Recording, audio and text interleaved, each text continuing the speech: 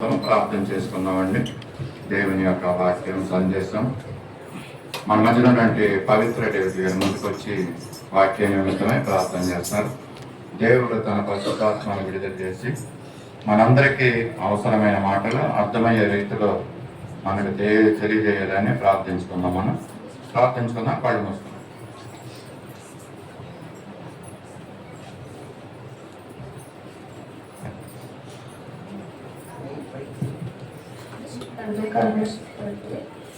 పరిశుద్ధమైన దేవానికి వందనాలు, స్తోత్రాలు నాయన. స్తోత్రం తండ్రి. అయ్యా, ఇప్పటి వరకు జరిగిన ప్రతి కార్యక్రమంలో మీరు ఉన్నారు నాయన. నీకు వేలాది వందనాలు, కృతజ్ఞత, స్తోత్రాలు ప్రభా. ఆరాధన అంతట్లో కూడా నీ పరిశుద్ధాత్మతో నింపి నడిపించినందుకు నీకు వేలాది వందనాలు, కృతజ్ఞత, స్తోత్రాలు నాయన. ఇదో ప్రభు వాక్యం వ్యక్తపడుచున్నాయి నాయన. నీ దయసేకరపైన నీ యొక్క పరిశుద్ధాత్మతో నింపి ప్రభా, ఆ వాక్యం ద్వారా మేము అందరినీ తండ్రి మా హృదయాలను భద్రపరుచుకుని అటు రీతిగా మేము నడవడానికి మీరు మాకు సహాయం చేయమని దేవాన్ని పాదాలు పడుచుకొని బ్రతిమలాడి వేడుకుంటున్నాను నాయన. ఈ చిన్న ప్రార్థనలో తప్పులుంటే క్షమించమని మీరే మహిమాగత ప్రభావం పొందమని ఏ శక్తి గల నామం అడిగి వేడుకుంటున్నాను తండ్రి. ఆమేన్, ఆమేన్. దేవుని పరిశుద్ధ నామంలో మరొకసారి చేరి వచ్చిన సంఘాన్ని అంతటికీ కూడా వందనాలు తెలియజేస్తున్నాను. అలాగే ఈ యొక్క యూట్యూబ్ ద్వారా మరి చూస్తున్న ప్రేక్షకులు కూడా నేను వందనాలు తెలియజేస్తున్నాను. ఇదే సమయంలో కొన్ని విషయాలు మరి గత 2 వారాలుగా సృష్టిని గురించి కొన్ని విషయాలు మనము తెలుసుకున్నాం. సృష్టిలోని కొన్ని విషయాలు, అలాగే సృష్టిలో పరలోకం దేవుడు కలుగు చేశాడని, దేవదూతల్ని దేవుడు కలుగు చేశాడని మనం విన్నాం. అంతేకాకుండా సూర్య చంద్ర నక్షత్రాలని దేవుడు కలుగు చేశాడన్న విషయాన్ని కూడా మనం విన్నాం. అంతేకాకుండా సముద్రాల్ని సృష్టించాడని, అంతేకాకుండా నదులను కూడా దేవుడు కలుగు చేశాడని, ఆ నదుల్లో మరి ఒక నదిని ఏదైనా తోటలో దేవుడు పుట్టించగా ఆ నది 4 శాఖలుగా విభజింపబడి మరి ఆ యొక్క ప్రదేశాలు, ఆ యొక్క దేశాలు కూడా ప్రవహించిందన్న విషయాన్ని కూడా మనము ధ్యానం చేసుకున్నాం. ఆ 4 నదులలో శాఖలకి పేర్లు పెట్టిన నదులకి అది మొదటి నది పీసోను నది అని తెలియజేశాము. అలాగే 2వ నది పేరు గీహోను నది అని తెలియజేశాము. 3వ నది ఇతికేలు నది అని తెలియజేశాము. 4వ నది యూఫ్రటీస్ నది అని మనము తెలుసుకున్నాం. అలాగే పీసోను నది అంటే మరి ఒక దగ్గర అది ఉండిపోకుండా, స్టాగ్నేట్ అవ్వకుండా వాటర్ అది ప్రవహించే నది అండి పీసోను నది. అలాగే 2వ నది ఇతికేలు నదికి అర్థం పొంగి పొరలే మరి విధంగా ప్రవహిస్తుందని మనం విన్నాము. అంతేకాకుండా ఇతికేలు నది గురించి వేగముగా స్పీడ్గా ప్రవహిస్తుందంటండి. వేగముగా ప్రవహించే నది ఇతికేలు నది. అలాగే 4వది యూఫ్రటీస్ నది గురించి కూడా మనం విన్నాము. అది యూఫ్రటీస్ నదిలో యొక్క నీరు ఎంతో మధురముగా ఉంటుంది అన్న విషయాలు కూడా మనం తెలుసుకున్నాము. మన ఆత్మీయ జీవితంలో కూడా ఇలాగే ప్రవహించే వారంగా మనం ఉండాలి. పొంగి పొర్లే అనుభవంలో మనం జీవించాలి. అలాగే మరి వేగముగా దేవుని కొరకు, ఆత్మీయ కార్యాల కొరకు మనము పరిగెడుతూ మన పనులు చేయాలన్న ఉద్దేశం విషయాన్ని కూడా మనం తెలుసుకున్నాం. అంతేకాకుండా యూఫ్రటీస్ నది అంటే మధురమైన నది, దాని నీళ్ళు అని తెలుసుకున్నాం. అలాగే మన యొక్క కడుపులో జీవజలాలు, మరి మధురమైనటువంటి జీవజలాలు ఉబికి రావాలన్న విషయం కూడా దానికి సాదృశ్యంగా మనం విషయాలు తెలుసుకున్నాం. ఆత్మీయ జీవితంలో ప్రవహించాలి, పొంగి పొరల అనుభవంలో ఉండాలి, వేగంగా పరిగెత్తే అనుభవంలో మనం ఉండాలి. మధురమైనటువంటి మన జీవితం ఇతరులకి అది మధురంగా ఎంతో మరి తీయదనంగా ఉండాలన్న విషయాన్ని కూడా మనం తెలియజేస్తున్నాం. అంటే పోయిన వారం 4 నదుల గురించి మనం విన్నాము. ఈ వారం కూడా సృష్టిలోని విషయాల్లో బహు అల్పమైనటువంటి జీవులు, ఒక 4 జీవుల గురించి బహుక్లుప్తంగా తెలుసుకునే కార్యక్రమంలో నుంచి ముందుకి మనం వెళ్దాం. పరిశుద్ధ గ్రంథంలో నుంచి సామెతల గ్రంథము 30వ అధ్యాయము 25వ వచనములో ఏమంటున్నాయంటే, బలహీనమైనటువంటి జీవులు, ప్రాణుల గురించి ఒక 4 ప్రాణుల గురించి మనము జ్ఞాపకం చేసుకుందాం, ధ్యానిద్దాం కొద్ది నిమిషాలు. అతి క్లుప్తమైన విధంగా 30వ అధ్యాయము సామెతలు 25వ వచనంలో ఏమంటుందంటే, చేమలు బలము లేనివి అయినను అవి వేసవిలో తమ ఆహారమును సిద్ధపరచుకొనును. చాలండి. ఇక్కడ ఏమన్నా అంటే చీమల గురించి, బలహీనమైనటువంటి జీవులు. మరి ఇంతకుముందు చెప్పినట్టుగా నదులు మనకి పాఠాలు నేర్పిస్తున్నాయి. సృష్టిలో అనేకమైనవి, దేవుడు సృష్టించిన సృష్టిలో అనేకమైనవి మనకి పాఠాలు నేర్పిస్తున్నాయి. దేవుడు మమ్మల్ని సృష్టించాడు, మేము ఏ విధంగా దేవుని కొరకు పని చేస్తున్నాం, పని చేయమన్న విషయాల్లో. మరి మానవులుగా మిమ్మల్ని కూడా దేవుడు పుట్టించాడు, మరి ఏ విధంగా మీరు పని చేస్తున్నారు, మా వలే మీరు పని చేయగలుగుతున్నారా? ఒకవేళ మరి దేవుడు సృష్టించిన మీరు మాకంటే ఎక్కువగా మీరు పని చేయాలి. ఎందుకంటే మేము చిన్న జంతువులము, మాకు జ్ఞానం చాలా తక్కువ అండి, బలహీనమైన వారు. మీరైతే ఎంతో బలవంతులు, ఎంతో జ్ఞానవంతులు.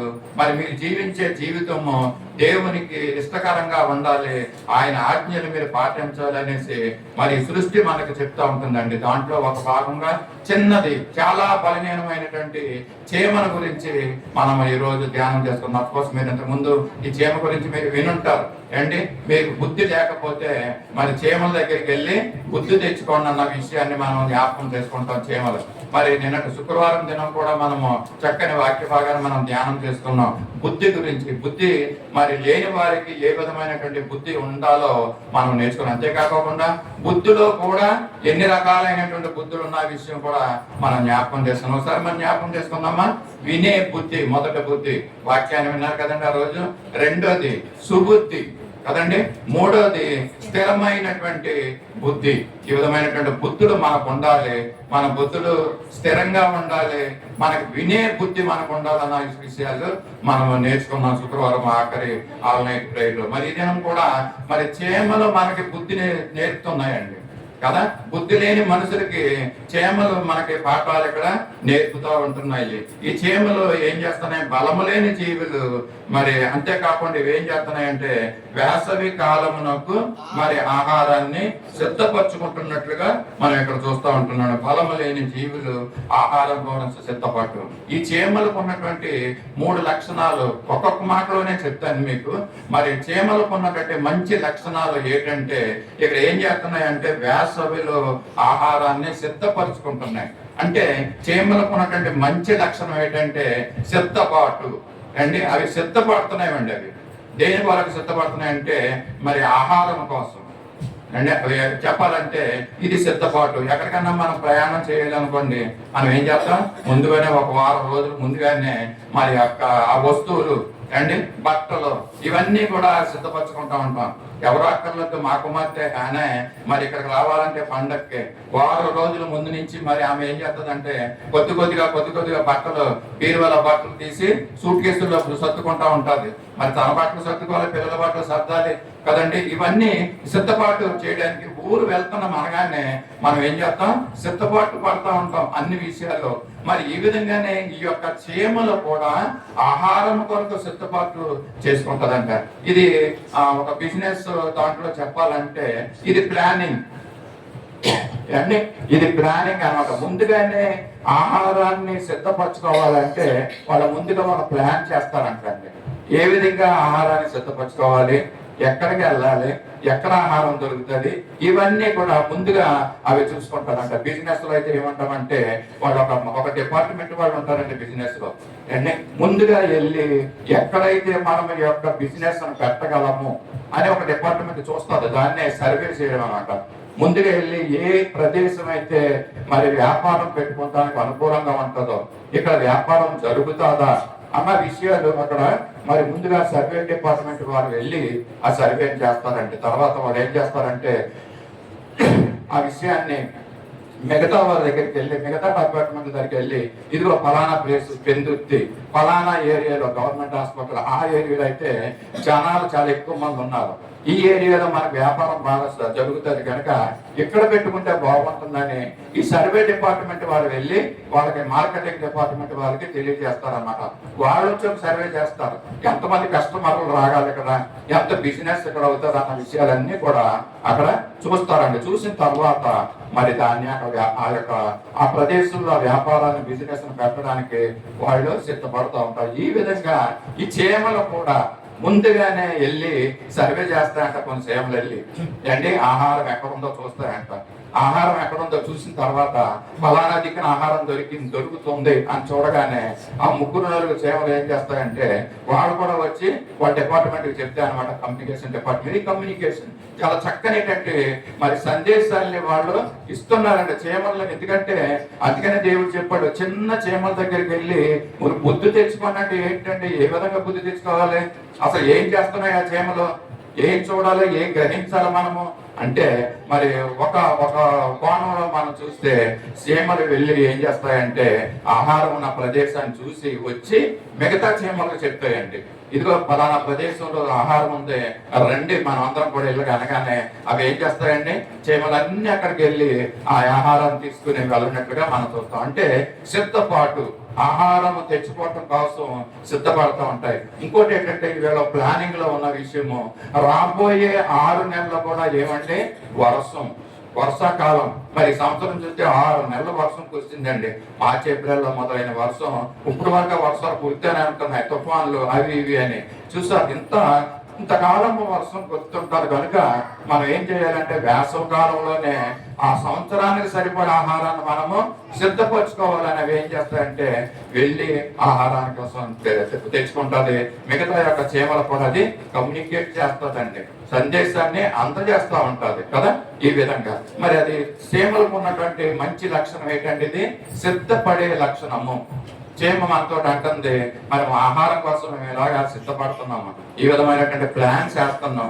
ఓ మనుషులారా, ఎంత జ్ఞానం ఇచ్చినటువంటి మీరు మీ ప్లాన్లు ఎలాగున్నాయి, మీ సిద్ధపాటు ఎలాగుంది దేవుని కొరకు, మరి ఆత్మీయమైన ఆహారం కొరకు ఏ విధంగా నువ్వు తృష్ణపడుతున్నావు, ఏ విధంగా నువ్వు ఆశపడుతున్నావు, ఏ విధమైనటువంటి ఆలోచన నీకు కలిగి ఉంది. ఇదిగో దేవుని యొక్క వాక్యాన్ని వినాలనే ఆలోచన ఆశ మీలో ఉందా?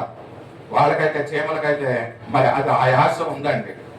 మరి రాబోయే దినాల రోజులకు సరిపడా ఆహారాన్ని అవి సిద్ధపడడానికి అవి ప్లానింగ్ చేస్తున్నాయి, సిద్ధపడ్డాయి కూడా కదా. రెండవ మంచి లక్షణం ఏంటంటే మరి అవి కష్టపడే లక్షణం ఉన్నాయంటండి. అంటే చీమలకు ఉన్నటువంటి మా రెండో మంచి లక్షణం ఏంటంటే కష్టపడే లక్షణం. అవి విశ్రాంతి తీసుకోవండి. ఆ 6 నెలలు కూడా మరి రాత్రనక పగలనక అవి కష్టపడుతూనే ఉంటాయి. అంటే ఫస్ట్ ఆ డిపార్ట్మెంట్ వాళ్ళు వచ్చి ఏం చెప్పారంటే ప్లానింగ్ ఇచ్చారు, ఫలానా దిక్కున ఆహారం ఇదిగో ఉంది, ప్రొవైడ్ చేస్తున్నారు, అక్కడ మీరు కూడా రండి అని చెప్పగానే వీళ్ళు ఏం చేస్తున్నారంటే చీమలన్నీ కూడా ఎత్తులు ఈ రోజు నేను రాను రేపు వస్తానులే అనేవి చెప్పవండి. ఎక్కడ ఆహారం ఉందో ఏం చేస్తాయంటే అక్కడికి కష్టపడి వెళ్తాయండి. ఎంత దూరం అయినా మనం చూస్తాం, ఇక్కడ ఈ ప్రదేశాన్ని మనం చూసినప్పుడు ఏ చీమలు ఉండవు, ఒక పంచదార లేకపోతే ఒక స్వీట్ ఏదో అక్కడికి వేస్తే ఏమవుతాయండి, కొంత సమయంలోనే అక్కడికి చీమలన్నీ చేరిపోతా ఉంటాయి. ఎలా చేరిపోతాయి, ఎలాగింటికి కమ్యూనికేషన్ అందుతుంది అండి, వాటికి ఉన్నటువంటి తృష్ణ ఆహారం దగ్గరికి అవి ఏం చేస్తాయండి, చేరుకుంటాయి. మరి మనుషులైనటువంటి మనము ఆత్మీయ ఆహారం కోసం మనము చేరుకోలేనటువంటి పరిస్థితులు, ఆశ లేనటువంటి పరిస్థితులు. దుప్పైతే నీటి వాగుల కొరకు ఏ విధంగా ఆశపడుతుందో మానవులైన మనము కూడా ఆత్మీయ ఆహారం కోసం ఆ విధంగా మరి శ్రద్ధ తీసుకుని కష్టపడాలనేసి అంటున్నారండి. ఇక్కడ చీమ ఏం చేస్తుందంటే రెండో లక్షణము కష్టపడే లక్షణం దీనికి ఉందంటండి. అంటే 6 నెలలు కూడా కష్టపడుతుందంట, ఆహారాన్ని మోసుకొస్తా ఉంటుంది. మీరు చూసారా కొన్ని చీమల దగ్గరికి వెళ్ళి మనం చూసినప్పుడు అది ఏం చేస్తుందంటే చీమలాగా వస్తూ మరి దానికి ముందు ఒక చిన్న తెల్లది కనపడుతూ ఉంటది, అది ఆహారం. దాని ఆహారం చిన్నది, ఆ చీమే చిన్నది, అల్పమైన జీవి. మరి చిన్న ఆహారాన్ని పట్టుకుని అంత దూరము ప్రయాణం చేసుకుంటూ వెళ్తుందండి. అది దాని స్థావరం ఎక్కడుందో అక్కడికి వెళ్ళి ఆ స్థావరంలో ఆహారాన్ని పెట్టి మరలా వస్తుందండి. ఎక్కడైతే ఆహారం ఉందో మరలా ఆహారం తీసుకుంటుంది, దాన్ని మోసుకుంటూ మరలా వస్తుంది మరి స్థావరానికి. ఇలాగ ఎన్నిసార్లు తిరుగుతూ ఉంటుందో ఆహారం తెచ్చుకోవడానికి, ఆహారం పెట్టడానికి. మనము ఎక్కడన్నా ఒక స్థలం పడుతున్నప్పుడు ఏం చేస్తామంటే అక్కడ ఆ చీమల పుట్టలు కనపడుతూ ఉంటాయి మనకి. చీమల పుట్టలతో పాటు ఒక తెల్లగా కొన్ని ఆర్టికల్స్ కనపడతా ఉంటాయి మనకి, పార్టికల్స్ అవి అంటే ఆహార పదార్థాలు అక్కడ. ఏంటి చీమలు ఈ విధంగా ఆహారాన్ని తెచ్చుకుంటూ కష్టపడుతూ ఉంటాయి. 6 నెలలు కూడా కష్టపడే లక్షణము చీమలకు ఉంటాయి అనేసి తెలియజేస్తున్నాను. ఒక వాక్యాన్ని కూడా మనం చూద్దాము. మరి ఎవరైనా ఈ విధంగా కష్టపడకపోకుండా, చీమలను చూసి బుద్ధి తెచ్చుకోమన్నాడు కదా మనకి, చీమల్లాగా మనం కష్టపడకపోతే మనకి ఆత్మీయ ఆహారానికి మనము అర్హులం కాదు. అంటే ఇంకేమైనా భౌతికమైనటువంటి ఆహారం కూడా నిజంగా కానీ మనం కష్టపడకపోతే మనం ఆహారం తినడానికి అర్హులం కాదంట. మనం ఆహారం తినకూడదంట, భోంచేయొద్దు అని చెప్తున్నాడు. ఎవరైతే కష్టపడతారో వాళ్ళే భోంచేయాలంట, కష్టపడకుండా ఉన్న వాళ్ళే భోజనం చేయొద్దని చెప్పేస్తున్నాడు. ఇక్కడ దశలోని పత్రిక అపోస్తలుడైన పౌలు 2వ దశలోని పత్రికలో 3వ అధ్యాయము 10వ వచనంలో ఏమంటున్నాడంటే, చదవండి, నేను కదా ఈ మాటలు చెప్పేది, సాక్షాత్తు పౌలు భక్తుడే ఈ మాటలు తెలియజేస్తున్నాడు. చూద్దామా, దశలోని పత్రిక 2వ పత్రిక 3వ అధ్యాయం 10వ వచనం. మరియు మేము మీ వద్ద ఉన్నప్పుడు ఎవడైనను పని చేయ నొల్లని ఎడల వాడు భోజనము చేయకూడదని నీకు ఆజ్ఞాపించుతున్నాను. పౌలు భక్తుడు అక్కడ ఉన్నటువంటి వారు ఏం చెప్తున్నాడు అంటే, మీరు పని చేయకుండా భోజనం తినకూడదు, మీరు పని చేయకపోతే భోజనం మానేయండి అంటాడు అన్నమాట. ఇండైరెక్ట్ గా భోజనం తినొద్దు అంటున్నాడు అండి పని చేయని. అంటే పౌలు భక్తుడు ఇంత చక్కగా మనకు మాటలు చెప్తున్నాడు. ఆ విధంగా ఆత్మీయ ఆహారం కూడా మనం దాన్ని సమృద్ధిగా మరి సమకూర్చుకోవాలి, సిద్ధపడాలి. ఈ యొక్క ఆత్మీయ ఆహారం కోసం మనం ఏం చేయాలండి, కష్టపడాలని చేమలు మనకు తెలియజేస్తుందండి. చేమల బోధించే బోధ మనకి ఏంటంటే పాఠము, మరి ఆత్మీయ ఆహారం కోసం సిద్ధపడండి, అలాగే ఆ యొక్క ఆహారాన్ని సంపాదించుకోవటానికి కష్టపడమంటాడండి, అది సమకూర్చుకోవాలంట. అందుకనే మరి ఇందాక కూడా జ్ఞాపకం చేసిన స్వామి చేమల దగ్గరికి వెళ్ళి మరి చాలా మంది మనం ఏం చేస్తున్నామంటే నిర్లక్ష్యంగా ఉంటున్నాం, అశ్రద్ధగా ఉంటున్నాం. ఆ చేమలలాగా మనం కనీసం మరి సిద్ధపడటం లేదు. దేవుని సంఘానికి రావడానికి సిద్ధపాటు లేని జీవితం.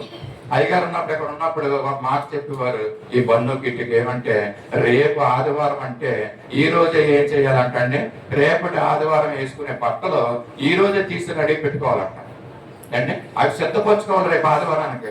అంతేగాని టైం అయిపోయిన తర్వాత స్నానాలు చేసుకుని బట్టలు ఎక్కడ ఉన్నాయో గబగబా తీసుకుని మరి కొన్నిసార్లు ఆ సరైన వస్త్రాలు తీసుకోకుండా ఏయో వస్త్రాలు వేసేసుకుని మరి లేదా నిన్న వేసుకున్న బట్టలు మొన్న వేసుకున్న బట్టలు మళ్ళీ తొడుక్కుని పరుగులు ఎట్టి మందిరానికి వచ్చేవారు చాలా మంది ఉంటారండి. నేను ఇంతకుముందు కూడా చెప్పాను, దేవుని సన్నిధికి వచ్చినప్పుడు ఉతికినటువంటి పరిశుభ్రమైనటువంటి వస్త్రాలు మనము వేసుకోవాలి. ఈవెన్ ఇన్నర్ వేర్స్ కూడా ఎంతో పరిశుభ్రంగా మనకు ఉండాలి. మన శరీరము మరి ఎంతో పరిశుభ్రతగా మరి దాన్ని క్లీన్ చేసుకొని స్నానాలు చేసుకుని ఉతికిన బట్టలను వేసుకుని మనం దేవుని మందిరానికి రావాలి. ఎందుకంటే పరిశుద్ధుడైన దేవుడు దీంట్లో నివాసం చేస్తున్నాడు, ఇందులో నిలయమై ఉంటున్నాడండి. చాలా మంది ఈ విషయాలు గ్రహించరు. మందిరమే కదా అని అనుకుంటూ ఉంటారు, కానీ మరి దేవుడు అక్కడ ఉన్నాడు, పరిశుద్ధాత్మ అక్కడ ఉన్నాడు, నేను అక్కడికి పరిశుద్ధంగా నేను అక్కడికి వెళ్ళాలి, నా యొక్క ఆలోచనలు ఆయనకి సమర్పించుకోవాలి, నేను కూడా పరిశుద్ధాత్మతో నింపబడాలి అన్న అనుభవము ఆశ చాలా మందిలో ఈ రోజు తక్కువగా ఉంటుంది. అందుకనే చేమల దగ్గరికి వెళ్ళి మన పాఠాలు నేర్చుకుంటున్నాయండి. ఓ మనుషుడా, ఇదిగో నేను సిద్ధపడుతున్నాను, ముందుగానే సిద్ధపడుతున్నాను, 6 నెలల ముందుగానే ఆహారాన్ని సిద్ధం చేసుకుని సంవత్సరం అంతటికి సరిపడా ఆహారాన్ని నేను సిద్ధం చేసుకుంటున్నాను. అంతేకాకుండా నాలో ఏముందంటే కష్టపడే లక్షణం నాలో ఉంది. నేను ఎక్కడ విశ్రాంతి తీసుకోను, మరి 6 నెలలు కూడా నేను కష్టపడి ఆహారాన్ని తెచ్చుకుంటాననేసి మరి చీమ మనకి నేర్పిస్తూ ఉంటుంది కదండి. మన జీవితాలు ఎలా ఉన్నాయండి, మరి ఈ విధంగా ఉన్నాయా అండి. 3వ విషయానికి వెళ్తాం, క్రమశిక్షణ అండి. క్రమశిక్షణ విషయంలో కూడా చీమలంట చాలా క్రమశిక్షణతో వెళ్తా ఉంటాయి. అంటే చీమ దగ్గరికి వెళ్ళినప్పుడు మనం చూస్తే అవి ఎలాగెళ్తాయండి, ఒక లైన్ లో వెళ్తాయి, ఒకదాని వెనకాల ఒకటి ఒకదాని వెనకాల ఒకటి వెళ్తా ఉంటాయండి.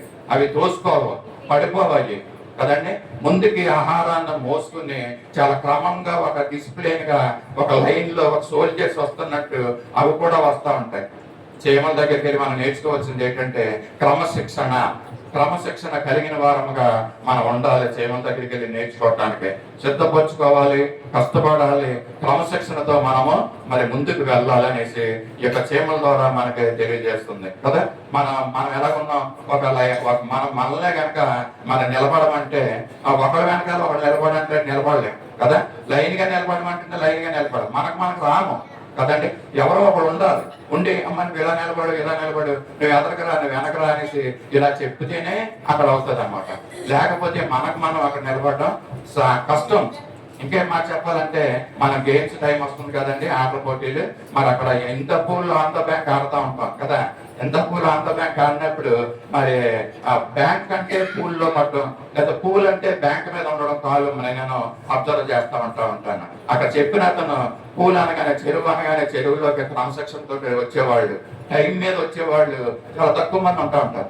2 కాళ్ళు ఎలా కనపడతాయి, 2 కాళ్ళు ఎలా కనపడతాయి, లేదా ఒక కాలు చెరువులో ఒక కాలు గొడ్డు మీద, ఇలా ఉంటాయి అన్నమాట. కానీ క్రమశిక్షణ లేకపోకుండా, అంటే మన శరీరాన్ని, మన మనసుని, మన మైండ్ని ఒక డిసిప్లిన్ లో పెట్టుకోలేకపోతున్నాం. అందుకని మనం ఏం చేయాలంటే చీమల దగ్గరికి వెళ్ళి అవి ఎలా క్రమశిక్షణగా ఉంటున్నాయో మనం చెప్తా ఉంటున్నాం, నేర్చుకోవాలండి మనం కదా. కొరింథీ రాసిన మొదటి పత్రిక అపోస్తలుడైన పౌలు 14:40 చూద్దాము. మనం చేసే పనులు ఎలా ఉండాలంటే క్రమముగా ఉండాలి. మనం జీవించే జీవితాలు క్రమంగా ఉండాలండి. మనం నడిచే నడక క్రమమైన పద్ధతిలో ఉండాలని అపోస్తలుడైన పౌలు కొరింథీ సంఘానికి తెలియజేస్తూ ఏమంటున్నాడంటే, ఒకవేళ మీరు క్రమంగా కనుక ఉండకపోతే మీరు ఎలాంటి వారు అన్న మాట కూడా ఇక్కడ తెలియజేస్తున్నాడు. కొరింథీ రాసిన మొదటి పత్రిక 14:40 తీసిన వారు చదవండి. 14 కొరింథీ రాసిన మొదటి పత్రిక. మీరు చేయు ప్రతి సహోదరులారా ప్రవచించుట ఆసక్తితో అపేక్షించుడి, భాషలతో మాట్లాడుట ఆటంకపరచకుడి, గాని సమస్తమును మర్యాదగాను క్రమముగాను జరగనీయుడి. ఇక్కడ ఏమంటాడంటే చేసే ప్రతి పని అండి. ఇక్కడ ఎవరంటే కొరింథీ సంఘం వాళ్ళకి అపోస్తలుడైన పౌలు చెప్తున్న మాటలు ఏంటంటే చేసే ప్రతి పని కూడా క్రమముగా ఉండాలి అంటే క్రమము లేని జీవితాలు దేవునికి అయిష్టమండి. క్రమముగా మనము చేసే ప్రతి పని కూడా మనకి ఉండాలి అని దేవుడు మనకు తెలియజేస్తుంది. నిజమైనటువంటి విశ్వాసం అయితే, మరి ప్రార్థనా పౌరులం అయితే, క్రైస్తవులు మనమైతే మన జీవితాలు ఎలా ఉండాలంటే క్రమమైన విధంగా మన జీవితాలు మనం ఉండాలని అపోస్తలుడైన అప్పుడు కొరింథీ సంఘానికి తెలియజేస్తున్నాడు. దేవుడు మనకు తెలియజేస్తున్నాడు ఈ మాటలు ఏంటంటే క్రమబద్ధంగా మీ జీవితం ఉండాలి. ఒకవేళ క్రమముగా జీవించిన వారిని ఏం చెప్తున్నాడంటే అక్రమము చేయు వారులారా నా యొద్ద నుండి తొలగిపోండి అంటున్నాడండి. మనం అనుకుంటున్నాం దేవుని మధ్యానికి వెళ్ళిపోయాము, దేవుని మధ్యలో కొంచెం కూర్చున్నాం, అయిపోయింది పర్వాలేదు నేను ఈ రోజు అన్న విధంగా ఉంటారు. కానీ క్రమమైన జీవితంలో మనం ఉండగలుగుతున్నామా అంటే మందిరంలోనే మనం క్రమంగా ఉండలేకపోతే మరి బయటకు వెళ్ళిన తర్వాత మన జీవితాలు ఎలా ఉంటున్నాయండి? అవి క్రమంగా ఉంటున్నాయా? అందుకనే దేవుడు ఏమన్నాడంటే అక్రమం చేస్తున్నామంటాడు. మనం అంటే క్రమంలో ఉండడం లేదు. మనం నా యొద్ద నుండి మీరు తొలగిపోండి అంటున్నాడండి దేవుడు. ఆ విధంగా మనము మరి దేవుని చేత చెప్పించుకునే వారంగా మనం ఉంటున్నామా? మనల్ని ఎవరన్నా ఒక వ్యక్తి ఇక్కడి నుంచి వెళ్ళిపో అంటే ఎలా ఉంటుందండి మనకి? కానీ దేవుడే చెప్తున్నాడు మీ జీవితాలు క్రమమైన పద్ధతులు లేవు, అక్రమముగా ఉంటున్నారు అనేసి. మత్తయి 7:23 చదవక్కర్లేదు. అక్రమం చేయవల్లారా నా యొద్ద నుండి తొలగిపోండి అని అంటాడండి. అంటే చీమలు ఎలా ఉంటున్నాయి? ఇక్కడ క్రమమైన విధంగా అవి ముందుకు సాగుతున్నాయి, ఆహారాన్ని మోసుకెళ్తున్నాయి కష్టపడి, అంటే సిద్ధపాటు కలిగి ఉంటున్నాయి. చీమలు మనకు చెప్తున్నాయి, ఓ దేవుని స్వరూపములో చేయబడినటువంటి మానవుడా, నీ జీవితం ఎలా ఉంది? క్రమంగా ఉందా? నీ జీవితం సిద్ధపడుతున్నావని అసలు దేవుని కోసం ఆత్మకార్యాలు చేయడం కోసం నీ జీవితం సిద్ధపాటు కలిగినటువంటి జీవితంగా ఉందా? ఆత్మకార్యాల కోసం నువ్వు కష్టపడగలుగుతున్నావా? ఏంటి మరి చీమ మనకి ఈ విధంగా మనకి చెబుతుంది, మనల్ని అడుగుతుంది, మనల్ని సిద్ధం చేసుకోమంటుంది. ఆత్మీయ ఆహారాన్ని సిద్ధం చేసుకుంటూ దాన్ని సిద్ధం చేసుకుంటానికి మనల్ని కష్టపడమంటుంది. చీమ చెప్పినటువంటి లక్షణాలు 3 లక్షణాలు: సిద్ధపాటు లక్షణం, కష్టపడే లక్షణం కదండి. ఇంకో లక్షణం ఏంటంటే క్రమశిక్షణ కలిగినటువంటి లక్షణం మనకు ఉండాలని చీమలు మనకి బోధిస్తున్నాయి. ఇంకో జీవిని చెప్పుకుని ముగింపులోకి మనం వెళ్దాం. చిన్న కుందేలు అంటే ఇది కూడా చిన్న ప్రాణి, అల్ప ప్రాణి, అల్ప జీవులు అంటే అంటే ఈ జీవులు, ఈ చీమ అయితే ఒక చేతితో ఇలా నలిపితే మరి అక్కడ అది చచ్చిపోద్దండి కదా. ఇంత దాని ప్రాణం ఎంత అల్పమో, అలాగే చిన్న కుందేలు కూడా చాలా అల్పమైన జీవే ప్రాణి.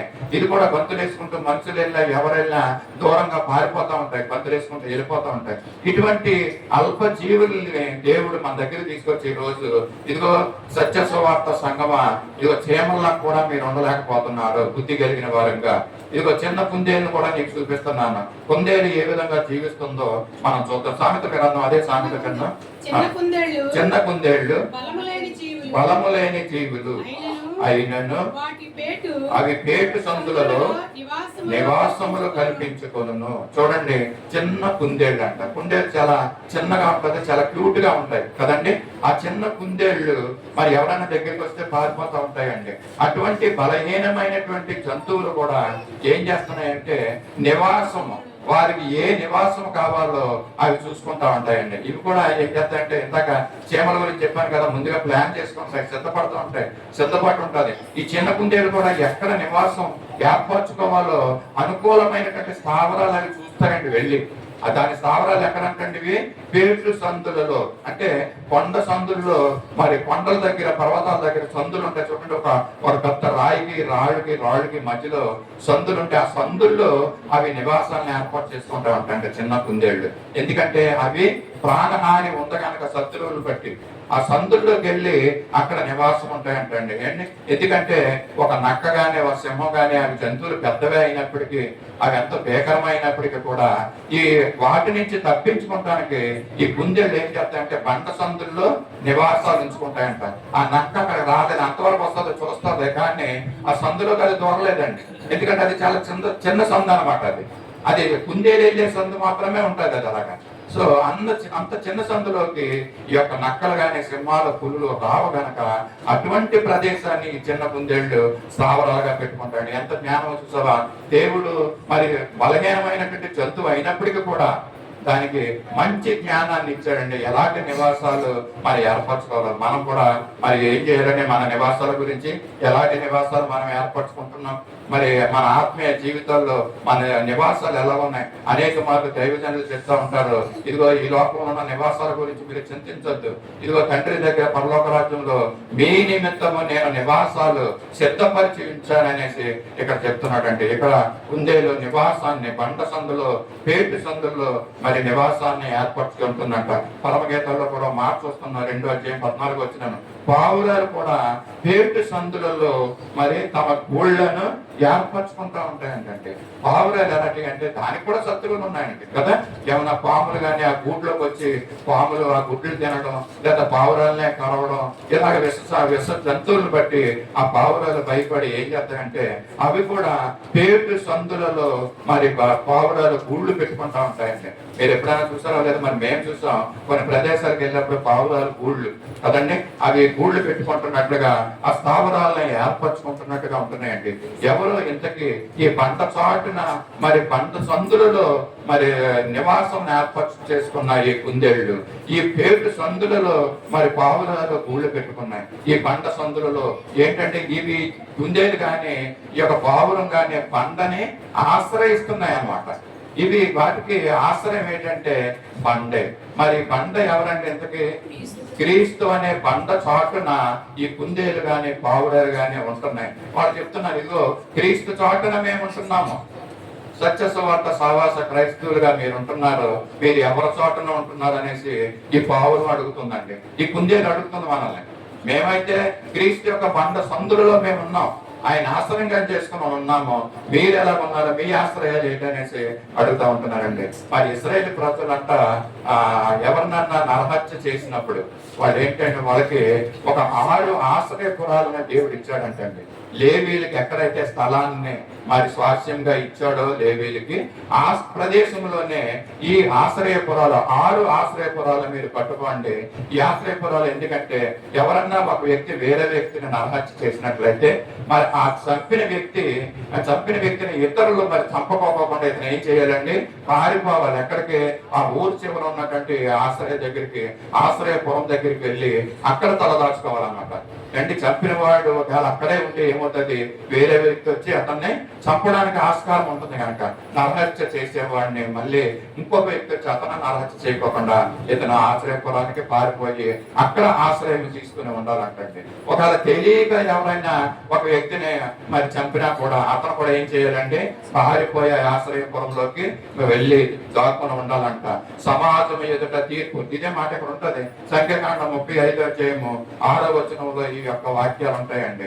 మరి ఆ యొక్క ఆశ్రయపురంలో ఈ యొక్క నరహత్య చేసిన వ్యక్తి ఏంటంటే అక్కడ ఉండాలంట. ఎప్పుడు వరకు అంటే సమాజం ఎదుట తీర్పు జరిగే వరకు కూడా అక్కడ ఉండి మరి తీర్పు అయిన తర్వాత కానీ అతనికి శిక్ష పడకూడదు. కానీ మరి ముందుగా అతని మీద శిక్ష వేయకూడదు, ముందుగా ఆ వ్యక్తిని చంపకూడదు అనేసి దేవుడు తెలియజేస్తున్నాడు. దాని విషయమై మరి 35:12 కూడా పొరపాటున ఒక వ్యక్తిని చంపిన వాడు వాటిలోనికి పోవచ్చును. దేనిలోనికి అంటే ఆశ్రయపురంలోనికి. తీర్పు పొందుటగా నరహంతకుడు సమాజం ఎదుట నిలుచుండే వరకు మరణ శిక్ష అందకూడదు కనుక ప్రతి హత్య చేయకూడదని వారికి ఆశ్రయపురములుగా అవి ఉండాలని చెప్తున్నాడండి. ఎవరైతే మరి ఆ దేవుణ్ణి ఆశ్రయిస్తున్నారో అంటే దేవుణ్ణి మనము ఆశ్రయం చేసుకోవాలండి.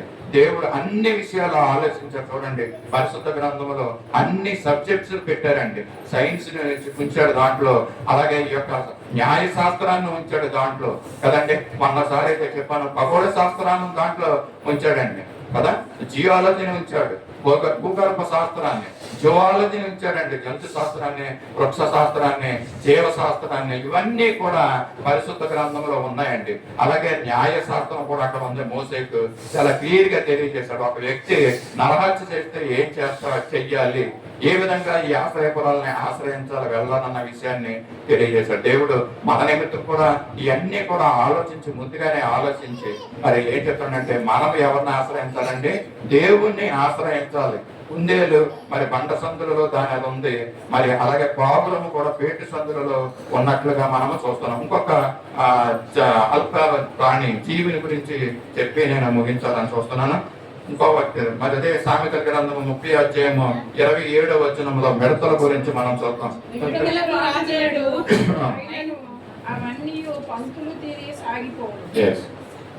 చూడండి, మిడతలు కూడా చాలా చెన్నయ్యండి. మిడత మన దగ్గరికి వస్తే మనం జడుస్తాము, మరి మిడత మనం చూసి అది జడుస్తుందండి. అంటే అంత అల్పమైనటువంటి ప్రాణి అది, ఎక్కడ నన్ను చంపేస్తారని అలాగుంటున్నటువంటి అల్ప ప్రాణి అయినటువంటి మిడత కూడా మరి ఈ మిడతలన్నీ కూడా కొన్ని ప్రదేశాలకి వెళుతూ ఉంటాయి మనం చూస్తూ ఉంటాం కదండి. దానికి ఒక రాజు ఉండడంట, అక్కడికి ఒక చెప్పేవాడు ఎవరో ఉండరంట. అయినప్పటికీ కూడా మిడతలన్నీ కూడా మరి ఎగిరి వాళ్ళు వెళ్ళాలన్న స్థానానికి అవి మరి ఒక సైన్యంగా అవి వెళ్ళడం మనం చూస్తున్నాం కదండి. మరి ఇది చూసినప్పుడు మనం గమనించవలసింది ఏంటంటే దీనిలో ఐక్యత మనకు కనపడుతూ ఉంటుంది. మిడతలన్నీ కలిసి ఒకేసారి ఎగురుతూ ఒక ప్రదేశాన్ని నుండి ఇంకో ప్రదేశానికి ఎగిరి వెళ్లే సందర్భాలు ఉన్నాయండి మిడతలు కదండి కదా. ఈ విధంగా ఇలాగే వెళ్ళాలంటే వీళ్ళకి ఏం కావాలండి, ఐక్యత కావాలి. మరి ఆ మిడతలు ఏం చెప్తున్నాయంటే మేము ఒక ఐక్యంగా ఈ విధంగా మేము ఎగిరి ప్రయాణం చేయగలుగుతున్నాము, ఇతర ప్రదేశాలకు మేము వెళ్ళగలుగుతున్నాము. క్రైస్తవులైనటువంటి మీరు ఈ విధంగా కొంతమంది కలిసి కదా మరి దేవుని కొరకు రెక్కలు చాపుకొని ఎగిరి వెళ్ళగలుగుతున్నారా అని ఈ మిడతలు మనల్ని అడుగుతున్న సందర్భం అండి. పాఠం మనకు తెలియజేస్తుంది అండి. ఐక్యతనే అవి చూపిస్తుంది. మనలో ఐక్యత లేకోకుండా ఏం చేస్తున్నాడంటే సాతానుడు ఐక్యత మీద దెబ్బ కొడుతున్నాడండి. సాతానుడు చేసే పని ఆ మిడతలు అన్ని మిడతలు ఎగురుతూ వెళ్తున్నాయి. కనీసం మనం 4 మిడతలు అంటే 4 మనుషులు కలిసి వెళ్ళలేము దిక్కి. ఇద్దరుంటే ఆ మధ్యలో ఎవడొచ్చేస్తాడండి, సాతానుడు వచ్చి దూరిపోతాడు. ఐక్యత లేకుండా చేసేస్తా ఉంటాడు కార్యాలు. మరి ఈ విధంగా మనం ఈ విషయాలు మనం తెలుసుకోవాలండి. బలహీనమైనటువంటి మిడతలు మనకు తెలియజేస్తున్నది ఏంటంటే ఐక్యంగా ఉండాలండి. దేవుడు అప్పు చెప్పిన పనిని అందరం కలిసి ఐక్యతగా ఉండి చేయమని చెప్తున్నాడు. మిడతలు చేసిన ఇంకొక మంచి పని బైబిల్లో పరిశుభ్రంగా చూద్దాము. నిర్మాకాండం 10:12 దేవుడు మోసేతో ఏం చెప్తున్నాడు అంటే ఈ యొక్క ఐగుప్తు మీద నీ చెయ్యి చాపు. 10 అద్భుతాల్లో ఇది ఒక అద్భుతం. ఏంటంటే అది మిడతలతో చేసినటువంటి అద్భుతము, సూచక క్రియలు అని చెప్పొచ్చు. 10:12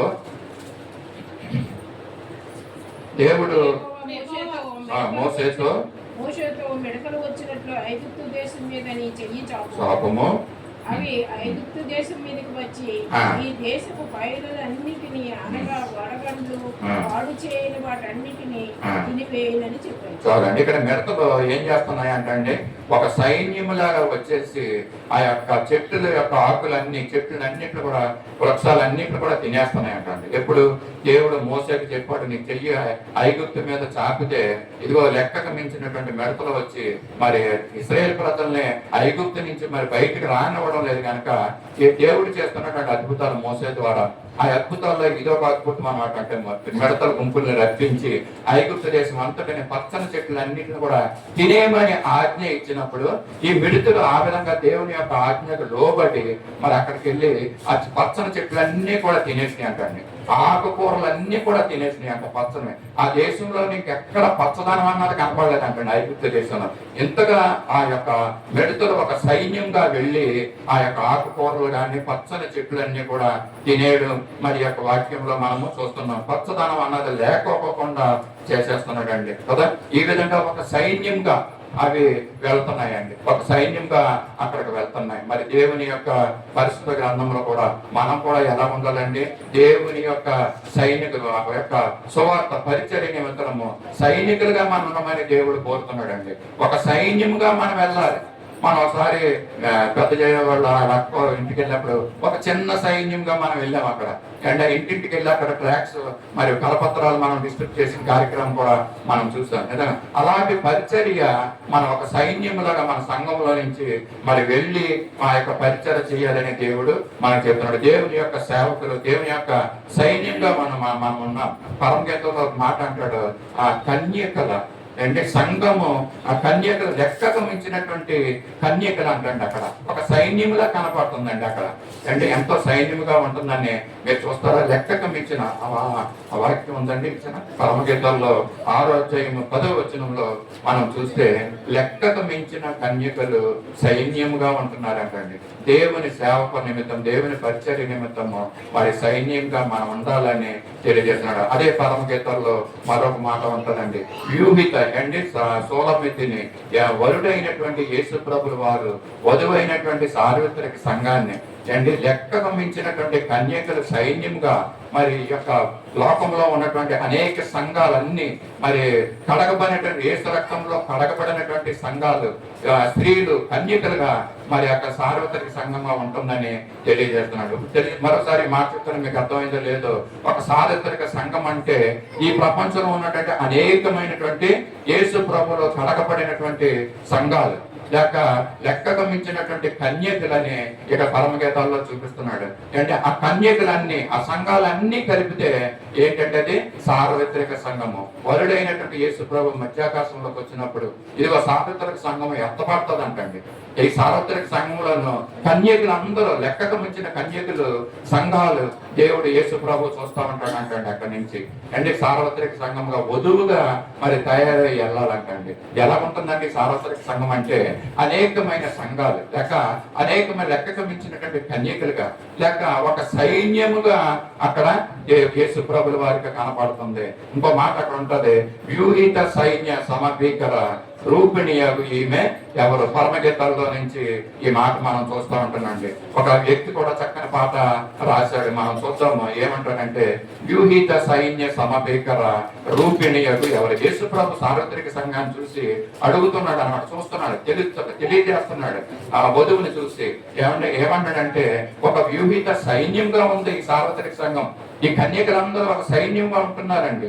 మరి వరుడైనటువంటి యేసు ప్రభు ఏమన్నాడంటే, వ్యూహిత సైన్య మాట అక్కడ ఉంది కదా, చూసారు కదా, వ్యూహిత సైన్య సమభీకర రూపిణి అగు ఈమె ఎవరు? ఒక వ్యక్తి పాట రాశాడు, ఈ పాటలో కూడా ఇదే మాటలు రాశాడండి. దీంట్లో ఏమంటుందంటే, స్త్రీలలో అధిక సుందరి వగుదాన, కొండ సందులలో ఎగురు పావురమ, మనోహరమైన ముఖము కలిగినటువంటి దాన, మధురమైన స్థలములలో నుండి మచ్చ మల కళంకము లేనిదానిగా నువ్వు ఉన్నావు అనేసి ఇక్కడ మనం చూస్తూ ఉంటాం. చక్కని మాటలు ఒక పాట రాసినటువంటి వ్యక్తి మనం ఇక్కడ ఉంటాం. ఈ పాటను ఒకసారి నేను చేస్తాను, నాతో తెలిసిన వారు పాడండి. వ్యూహిత సైన్య సమభీకర రూపిణియగు ఈమె ఎవరు?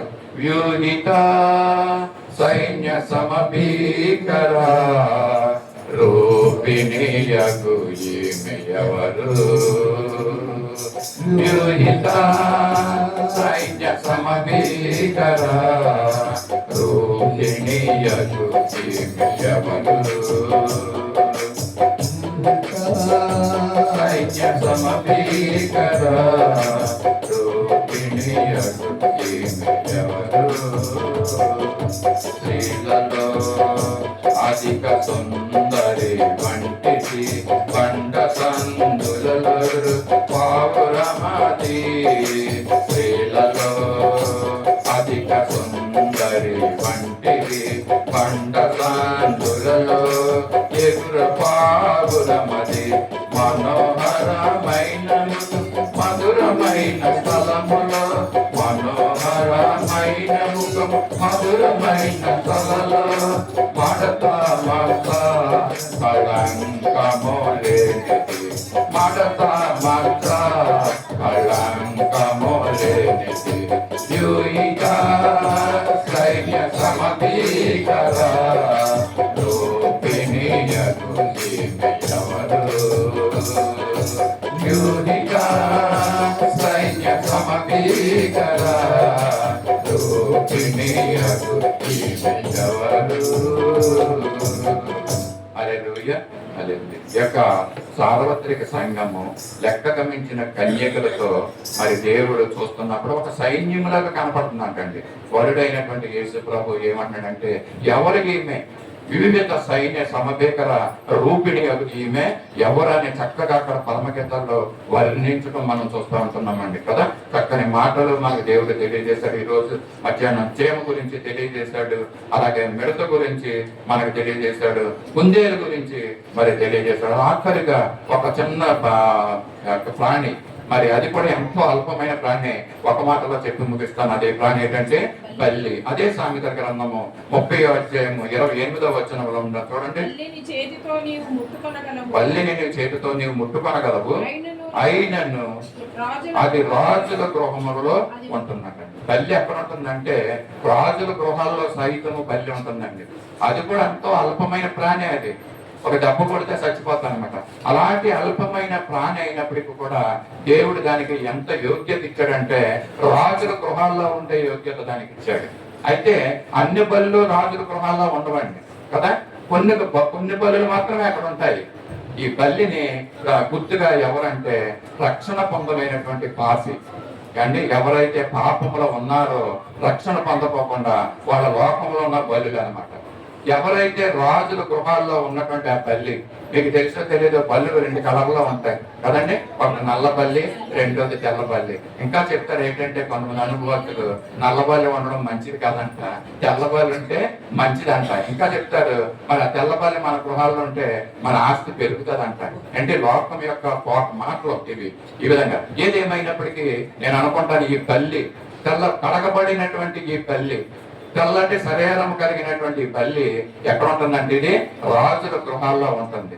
మరి నల్లటి శరీరాలు ధరించుకుని పాపంలో ఉన్నటువంటి బల్లులు ఈ యొక్క లోకంలో ఉండిపోతున్నాయండి. ఆ బల్లి మనకేం సాక్ష్యం చెప్తుందంటే రాజుల గృహంలో ఉన్నటువంటి బల్లి, ఇదిగో క్రైస్తవ సంఘమా, నేను యేసయ్య రక్తంలో కడగబడ్డాను, విమోచించబడ్డాను లోకంలో నుంచి. ఇదిగో నేను ఈ రాజు గృహంలో నన్ను పెట్టారు. ఆ విధంగా దేవుడు మీకు కూడా బోధిస్తున్నాడు. నీకు అర్థమవుతుందో లేదు, ఈ లోకంలో యేసు ప్రభు వచ్చి తన రక్తాన్ని చిందించి ఆ రక్తంలో మిమ్మల్ని పడుకోమంటున్నాడు. పడుకుంటే మరి రాజగృహంలో నేను ఎలా ఉన్నానో మీరు కూడా యేసయ్యతో పాటు మరి ఆ పరలోక రాజ్యంలో ఉంటారని ఈ బల్లి మనకి పాఠం చెప్తుంది కదండి. చిన్న ప్రాణులైనా చిన్న జీవులైనా మరి ఏంటంటే జ్ఞానములేని ఈ జీవులు జ్ఞానవంతుడైనటువంటి మనిషికి నేర్పిస్తున్న పాఠాలు ఈ విధంగా ఉన్నాయి కదండి. చిన్న బల్లి గురించి మనము మరొకసారి జ్ఞాపకం చేసుకుని ముగించుకుందాం. చేమ మనకి ఆత్మీయంగా ఆహారాన్ని సిద్ధపరచుకోమంటుంది, కష్టపడమంటుంది చేమ మరి ఆత్మీయమైనగా జీవించడానికి. అలాగే క్రమశిక్షణ కలిగి మనల్ని జీవించమని చేమ మనకి బుద్ధి నేర్పుతుందండి. చిన్న కుందేలు పంట సందులలో నివాసం ఏర్పాటు చేసుకుంటుంది కదండి. పావురము పేటు సందులలో తన యొక్క నివాసాన్ని ఏర్పాటు చేసుకుంటుందండి. మన నివాసాలు ఎలా ఉన్నాయి మరి ఆ పరమ పురిలో ఎరుసలేములో మన నివాసాలను మనం సిద్ధపరచుకునే స్థితిలో మనం ఈ లోకంలో జీవిస్తున్నాం. చూస్తున్నాము. ఇంకొక జీవి మిడతల గురించి కూడా మనం చూసాము.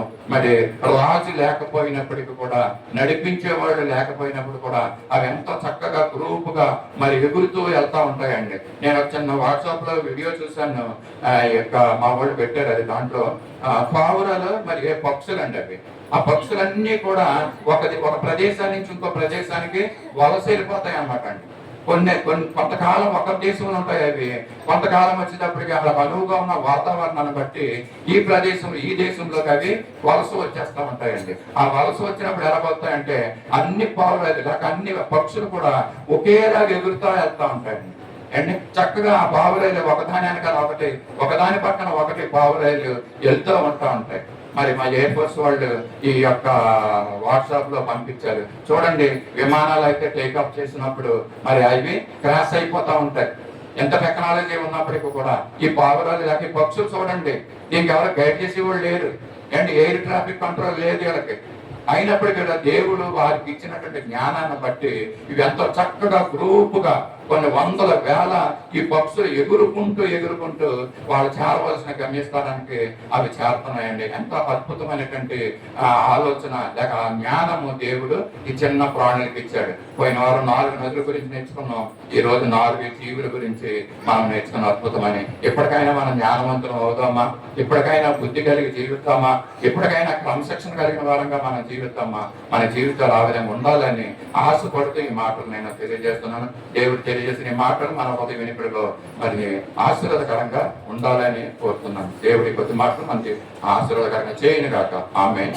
ప్రార్థించుకుందాం. మమ్మల్ని అతిమిక్కుడిగా దీవించి ఆశీర్వదించిన మా గొప్పదవ నీ పరిశుద్ధ పాదాలకు వందనాలు, స్తుతులు, స్తోత్రాలు చెల్లించుకుంటున్నాను. ఇంతవరకు తండ్రి యొక్క కార్యక్రమంలో మీరు అధ్యక్షత వహించి పాటల్లో, ఉత్తర ప్రత్యుత్తరాల్లో, తండ్రి ప్రార్థనలో, స్తుతి ఆరాధనలో మీరుండి మహిమ పొంది ఉన్నారని నమ్ముతున్నాం ప్రభు. అంతేకాకుండా చక్కనైన మాటలతో మా హృదయాన్ని మీరు నింపవుతండి. ఆ మాటలు మాకు జ్ఞాపకం ఉన్నట్లు సహాయం చేయండి ప్రభా. ఆ మాటల ప్రకారంగా మేము జీవించట్లో మా కృపను అనుగ్రహించి మమ్మల్ని నడిపించండి. మీ దక్షిణ హస్తానికి మమ్మల్ని పట్టుకొని మమ్మల్ని నడిపించమని కూడా అడుగుతున్నాం మా ప్రభా. నీ సహాయం లేనిదే మేము జీవించలేము కనుక నీ సహాయము, నీ కృప, నీ కనికరాలు, నీ గాలి తండ్రి, నీ కరుణ మా పట్ల చూపించి మీ బిడ్డలుగా మమ్మల్ని నడిపించుకోండి తండ్రి. నీకు స్తోత్రాలు. మధ్యాహ్నకాల సమయంలో ఇచ్చిన వాక్యము మంచి నేల పడిన విత్తనం వలె అవి మా జీవితాల్లో మా హృదయాలు ఫలభరితంగా ఉండేలాగా సహాయం చేయమని, చేరు వచ్చిన సంఘాన్ని అంతటిని కూడా మీరు ఆశీర్వదించి పంపించమని యేసయ్య పరిశుద్ధ నామంలో అడిగి వేడుకొంచున్నాం తండ్రి.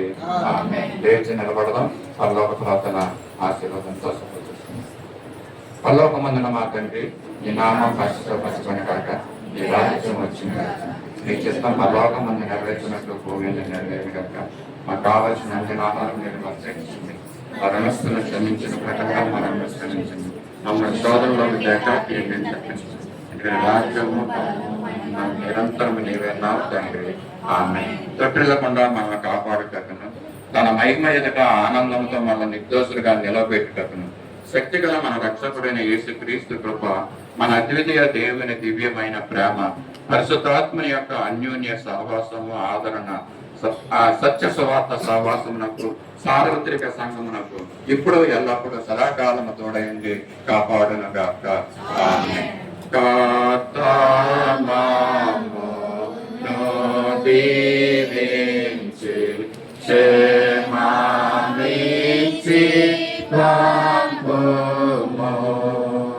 జీవాహార వాతాన్నిచ్చి మామోను పోషించుము.